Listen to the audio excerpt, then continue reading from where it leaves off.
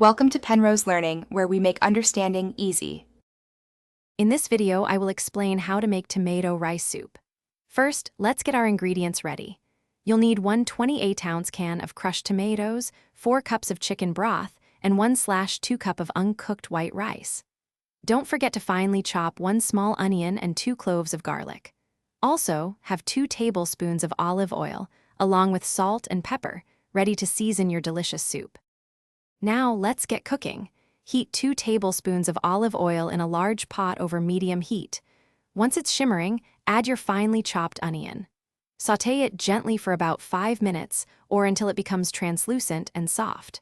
Then, stir in the minced garlic. Cook for just 1 minute more until you can smell its wonderful aroma filling your kitchen. Next, pour in your 28 ounces of crushed tomatoes and 4 cups of chicken broth.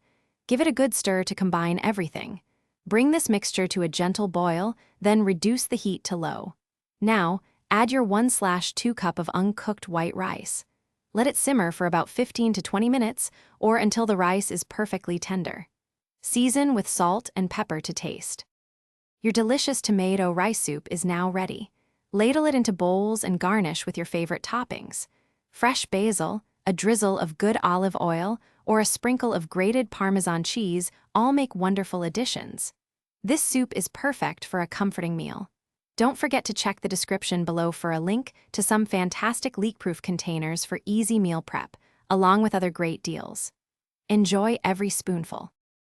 Thanks for watching. If this was helpful, leave a like and consider subscribing. See you next time.